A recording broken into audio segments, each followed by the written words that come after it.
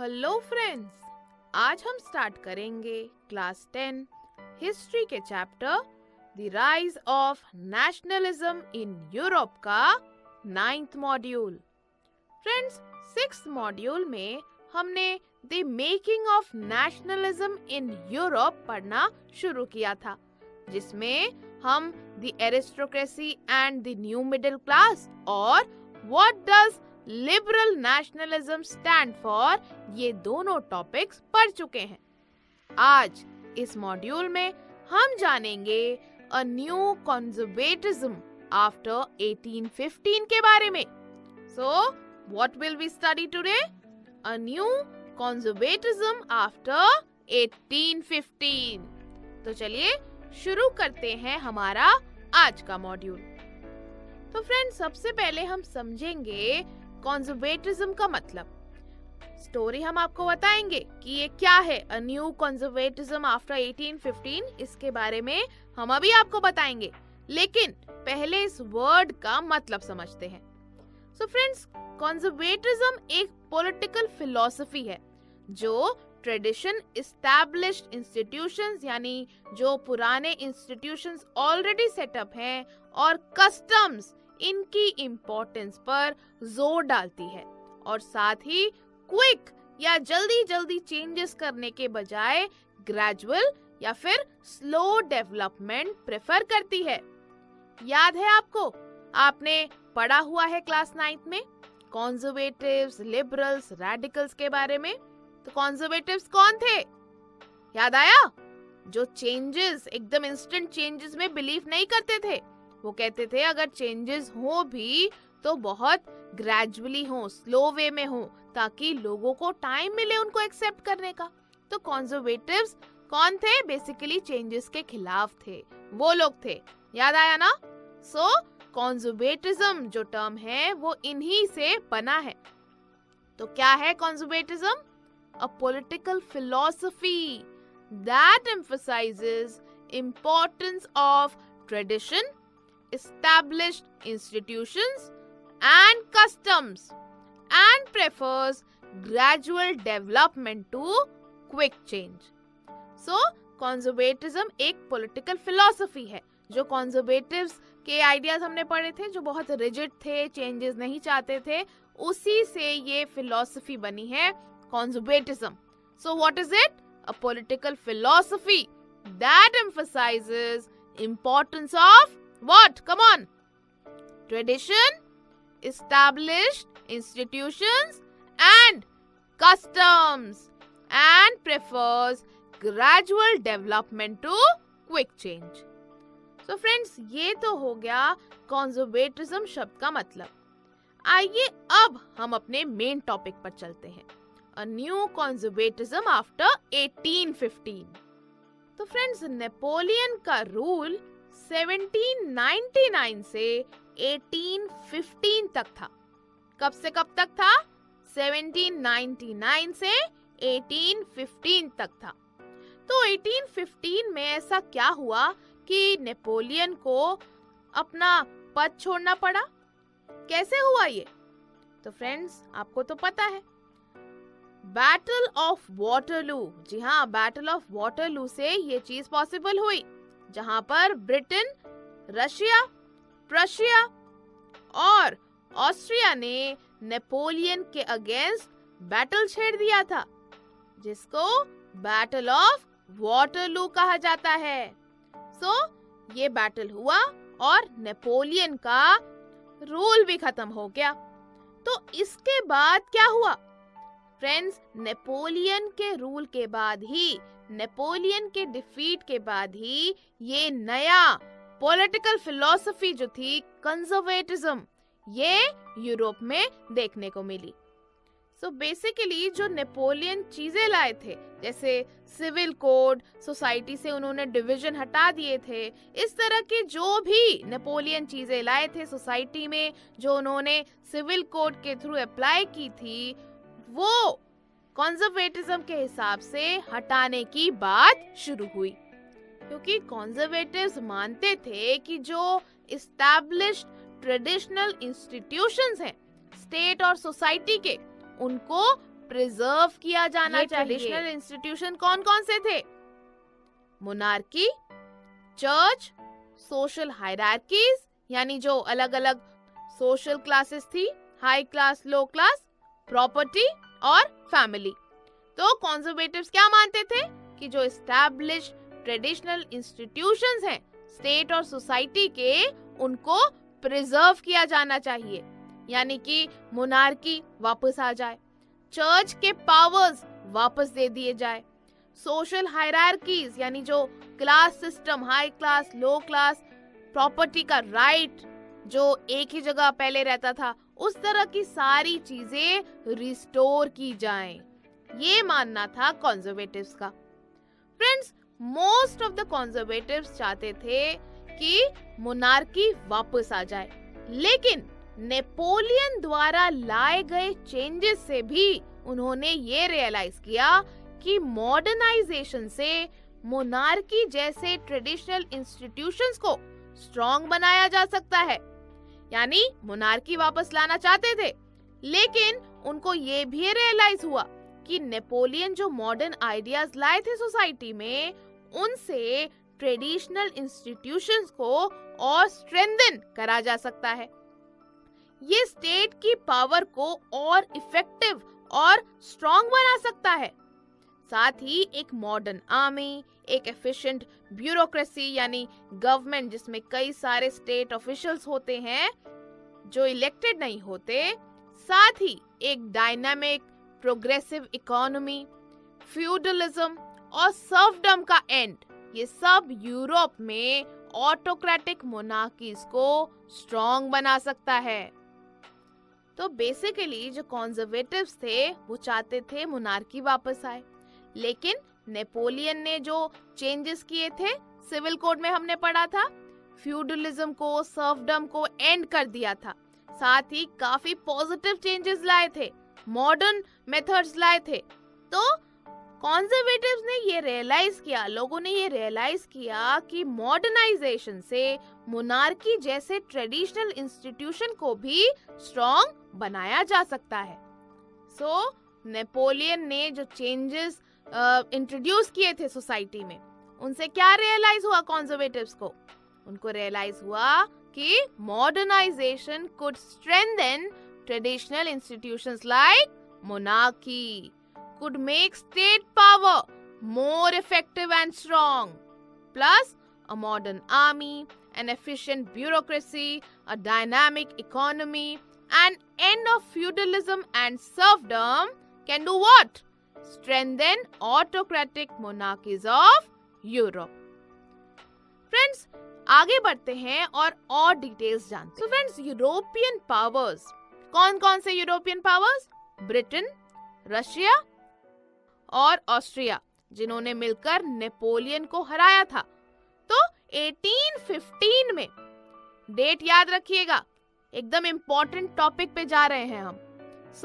1815 में in European powers के representatives Vienna में मिले। कहाँ मिले? वियना में मिले। यूरोपियन पावर्स कौन कौन सी बताइए? ब्रिटेन, रशिया, प्रशिया और ऑस्ट्रिया। प्रशिया पता है ना आपको? मॉडर्न डे जर्मनी, यही पहले प्रशिया था। 1815 में यूरोपियन पावर्स जो थे, इनके रिप्रेजेंटेटिव्स वियना में मिले। यूरोप के लिए एक सेटलमेंट बनाने के लिए ये सारे लोग मिले। इस कांग्रेस यानी इस मीटिंग को ऑस्ट्रियन चांसलर ड्यूक मेटरनिक ने होस्ट किया। ऑस्ट्रिया या जर्मनी में हेड ऑफ गवर्नमेंट को चांसलर कहा जाता है। इस मीटिंग को ऑस्ट्रियन चांसलर ड्यूक मेटरनिक ने होस्ट किया। फ्रेंड्स, इस मीटिंग में डेलीगेट्स यानी कि जो रिप्रेजेंटेटिव्स थे, इन्होंने 1815 की ट्रीटी ऑफ वियना बनाई। ट्रीटी यानी एक अग्रीमेंट होता है। रिप्रेजेंटेटिव्स ने क्या किया? 1815 की ट्रीटी ऑफ वियना बनाई, जिसका ऑब्जेक्टिव था उन कई सारे चेंजेस को खत्म करना जो नेपोलियन वॉर्स के दौरान यूरोप में हुए थे। सो नेपोलियन ने जो भी चेंजेस किए थे, यूरोप में जो भी चेंजेस लाया था नेपोलियन, वो सभी चीजों को बेसिकली रिस्टोर करना था। उन चेंजेस को हटा के वापस पुराने कंडीशन में यूरोप को लाना था। तो इसीलिए ये ट्रीटी ऑफ वियना क्या हुई, 1815 में मीटिंग हुई और ट्रीटी ऑफ वियना बनाई गई। लोगों ने इस पे साइन किए, जिसका ऑब्जेक्टिव था उन सारे चेंजेस को खत्म करना जो नेपोलियन वॉर्स के दौरान मेनली यूरोप में हुए थे। फ्रेंड्स, अब हम जानेंगे कि इस ट्रीटी के अकॉर्डिंग क्या क्या चेंजेस किए गए। तो अब जो आप पॉइंटर्स पढ़ोगे इसको ध्यान से सुनिए, क्योंकि कई बार क्वेश्चन आता है ट्रीटी ऑफ वियना, इसके बारे में आपको पॉइंटर्स लिखने को कहा जाता है। तो अब जो भी पॉइंटर्स होंगे उनको ध्यान से सुनिए, समझिए। तो फ्रेंड्स, सबसे पहले जो चेंज हुआ वो क्या था, बर्बन डायनेस्टी वॉज रिस्टोर्ड। जी हाँ, सबसे पहले बर्बन डायनेस्टी को रिस्टोर कर दिया गया। फ्रेंच रेवोल्यूशन में पढ़ा था आपने, फ्रेंच रेवोल्यूशन के दौरान जिस बर्बन डायनेस्टी को डिस्पोज कर दिया गया था, ओवरथ्रो कर दिया गया था, यानी पावर से हटाया गया था। और ऐसा क्यों किया गया था, क्योंकि बेसिकली मोनार्कीज को रिस्टोर करना चाहते थे। ये जो भी यूरोपियन पावर्स थे, ये मोनार्कीज को रिस्टोर करना चाहते थे। सो सबसे पहले क्या हुआ, bourbon dynasty was restored. French revolution के दौरान जिस बर्बन डायनेस्टी को ओवरथ्रो किया गया था, यानी पावर से हटाया गया था, उसे दोबारा से पावर दी गई। साथ ही फ्रेंड्स, फ्रांस ने उन सारी टेरिटरीज को खो दिया जिन पर नेपोलियन के रूल के दौरान कब्जा किया गया था। इसके साथ साथ फ्रांस की बाउंड्रीज पर स्टेट्स की एक सीरीज सेटअप की गई, ताकि फ्यूचर में फ्रांस एक्सपेंशन ना कर सके, यानी टेरिटरीज पर कब्जा ना कर सके। इसलिए नॉर्थ में नीदरलैंड्स का किंगडम बनाया गया, जिसमें बेल्जियम इंक्लूडेड था, और साउथ में पीडमोंट में जेनोआ को ऐड कर दिया गया। सो एक सीरीज ऑफ स्टेट्स बनाई गई फ्रांस की बाउंड्रीज पर। क्यों? ताकि फ्यूचर में फ्रांस एक्सपेंशन ना कर सके, यानी टेरिटरीज पर कब्जा ना कर सके। तो ये जो पॉइंटर्स हमने पढ़े ये फ्रांस से रिलेटेड थे। ऐसे आप याद रख सकते हो कि पहले जो कुछ पॉइंटर्स हैं वो फ्रांस से रिलेटेड हो गए, फर्स्ट 3 पॉइंटर्स। अब आगे चलते हैं और पॉइंटर्स जानते हैं ट्रीटी ऑफ वियना में और क्या हुआ। प्रशिया को उसकी वेस्टर्न बाउंड्रीज पर इंपॉर्टेंट नई टेरिटरीज दी गई। क्या हुआ? प्रशिया को उसकी वेस्टर्न बाउंड्रीज पर इंपॉर्टेंट नई टेरिटरीज दी गई और नदर्न इटली का कंट्रोल ऑस्ट्रिया को दे दिया गया। ऑस्ट्रिया को क्या मिला? नदर्न इटली का कंट्रोल ऑस्ट्रिया को दिया गया। हमने पढ़ा ना यूरोपियन पावर्स कौन कौन सी थी जिसने नेपोलियन को हराया था? ब्रिटेन, रशिया, प्रशिया और ऑस्ट्रिया। तो ब्रिटेन को आप भूल जाइए, ब्रिटेन का यहाँ पर कोई पॉइंटर नहीं है। पहले 3 पॉइंटर्स हमने फ्रांस से रिलेटेड पढ़ लिए ट्रीटी ऑफ वियना में। प्रशिया का 1 पॉइंट पढ़ा, ऑस्ट्रिया का भी 1 पॉइंट पढ़ा, अब रशिया का 1 पॉइंट आएगा। तो ऐसे आप याद रख सकते हो, है ना? प्रशिया को उसकी वेस्टर्न बाउंड्रीज पर इंपॉर्टेंट नई टेरिटरीज दी गई और नदर्न इटली का कंट्रोल ऑस्ट्रिया को दिया गया। साथ ही रशिया को क्या मिला? रशिया को पोलैंड का कुछ पार्ट दे दिया गया, जबकि प्रशिया को सैक्सनी का एक पोर्शन मिला। रशिया को भी अब पोलैंड का कुछ पार्ट दे दिया गया। हमने फ्रांस के पॉइंटर्स पढ़े, रशिया को क्या मिला ये भी देखा, साथ ही ऑस्ट्रिया को भी मिल गया, रशिया को भी मिल गया। तो ये सारे पॉइंटर्स हो गए ट्रीटी ऑफ वियना के। अब एक और पॉइंटर देख लेते हैं। फ्रेंड्स, ये सब तो हुआ, लेकिन नेपोलियन ने जो 39 स्टेट्स का जर्मन कॉन्फेडरेशन बनाया था, जिसके बारे में आप मॉड्यूल 7 में पढ़ चुके हो, उसमें कोई चेंजेस नहीं किए गए। जी हाँ, no changes were made in the German Confederation of 39 states set up by Napoleon. तो ये सारे पॉइंटर्स आपको याद रखने हैं, यही मेन पॉइंटर्स हैं किसके? ट्रीटी ऑफ वियना के। अब फ्रेंड्स, अगर इस ट्रीटी के ऑब्जेक्टिव की बात करें तो वो क्या है? मोनार्कीज को रिस्टोर करना था, ये मेन ऑब्जेक्टिव था। और साथ ही और क्या था? यूरोप में एक नया कॉन्जर्वेटिव ऑर्डर बनाने का भी एम था। सो ट्रीटी ऑफ वियना जो था, इसका मेन ऑब्जेक्टिव उन मोनार्कीज को रिस्टोर करना था जिन्हें नेपोलियन ने ओवरथ्रो यानी पावर से रिमूव कर दिया था। साथ ही यूरोप में एक नया कॉन्जर्वेटिव ऑर्डर बनाने का भी एम था।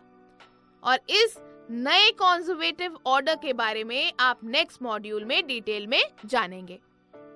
सो देखा आपने कैसे ये ट्रीटी ऑफ वियना साइन की गई और इसका मेन ऑब्जेक्टिव था उन मोनार्कीज को रिस्टोर करना जो नेपोलियन ने ओवरथ्रो कर दी थी, क्योंकि नेपोलियन तो बहुत बड़े डिक्टेटर थे, तो उन्होंने मोनार्कीज को ओवरथ्रो किया था और अपना राज चलाया था। और साथ ही इस ट्रीटी का ये भी एम था कि यूरोप में एक नया कॉन्जर्वेटिव ऑर्डर बनाया। सो फ्रेंड्स, हमने इस मॉड्यूल में क्या क्या पढ़ा?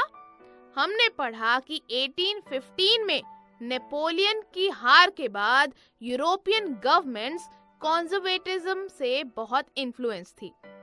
कॉन्जर्वेटिव्स ने रियलाइज किया एक मॉडर्न आर्मी, एक एफिशिएंट ब्यूरोक्रेसी, एक डायनामिक इकोनॉमी, फ्यूडलिज्म और सर्वडम का एंड, ये सब यूरोप में ऑटोक्रेटिक मोनार्कीज को स्ट्रॉन्ग बना सकते थे। European powers Britain, Russia, Prussia और ऑस्ट्रिया, जिन्होंने मिलकर नेपोलियन को हराया था, उनके रिप्रेजेंटेटिव्स वियना में 1815 में मिले यूरोप के लिए एक सेटलमेंट बनाने के लिए। इस कांग्रेस को ऑस्ट्रियन चांसलर ड्यूक मेटरनिक ने होस्ट किया। इस मीटिंग में डेलीगेट्स ने 1815 की ट्रीटी ऑफ वियना बनाई, जिसका ऑब्जेक्टिव था उन कई सारे चेंजेस को खत्म करना जो नेपोलियन वॉर्स के दौरान यूरोप में हुए थे। फ्रेंड्स, फ्रेंच रेवोल्यूशन के दौरान जिस बर्बन डायनेस्टी को डिस्पोज किया गया था, उसे दोबारा से पावर दी गई। ये है first point treaty of Vienna का। और इससे फ्रांस ने उन सारी टेरिटरीज को खो दिया जिन पर नेपोलियन के रूल के दौरान कब्जा किया गया था। फ्रेंड्स, फ्रांस की बाउंड्रीज पर स्टेट्स की एक सीरीज सेटअप की गई ताकि फ्यूचर में फ्रांस एक्सपेंशन ना कर सके। नॉर्थ में नीदरलैंड्स का किंगडम बनाया गया, जिसमें बेल्जियम इंक्लूडेड था, और साउथ में पीडमोंट में जेनोआ को ऐड कर दिया गया। फ्रेंड्स, प्रशिया को उसकी वेस्टर्न बाउंड्रीज पर इंपॉर्टेंट नई टेरिटरीज दी गई और नदर्न इटली का कंट्रोल ऑस्ट्रिया को दिया गया। साथ ही ईस्ट में रशिया को पोलैंड का कुछ पार्ट दिया गया। और फ्रेंड्स, नेपोलियन ने जो 39 स्टेट्स का जर्मन कॉन्फेडरेशन बनाया था, उसमें कोई चेंजेस नहीं किए गए। और इस ट्रीटी का मेन ऑब्जेक्टिव उन मोनार्कीज को रिस्टोर करना था जिन्हें नेपोलियन ने ओवरथ्रो कर दिया था। साथ ही यूरोप में एक नया कंजर्वेटिव ऑर्डर बनाने का भी एम था। So, let's revise once again. So friends, after the defeat of Napoleon in 1815, European governments were influenced by conservatism.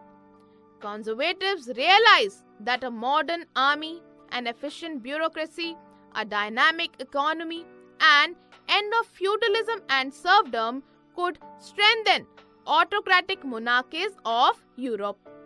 European powers, Britain, Russia, Prussia, and Austria, that collectively defeated Napoleon, met in 1815 in Vienna to draw a settlement for Europe. The Congress was hosted by Austrian Chancellor Duke Metternich. Delegates made the Treaty of Vienna of 1815 with the objective of ending most of the changes brought in Europe during Napoleon Wars. Friends, the Bourbon dynasty deposed during the French Revolution was restored to power. So this is the first point of Treaty of Vienna. France lost the territories it had occupied during Napoleon's rule. Friends, a series of states was also set up on the boundaries of France to prevent expansion of France in future. Kingdom of the Netherlands was set up in north, which included Belgium. Genoa was added to Piedmont in south. Important new territories were given to Prussia on its western boundaries. Control of northern Italy was given to Austria. In the east, part of Poland was given to Russia. And friends, no changes were made in the German Confederation of 39 states set up by Napoleon. And the main objective of this Treaty of Vienna was to restore monarchies overthrown by Napoleon and create a new conservative order in Europe. तो friends, ये था हमारा आज का module. तो चलिए अब इस मॉड्यूल की एक्सरसाइजेस करते हैं.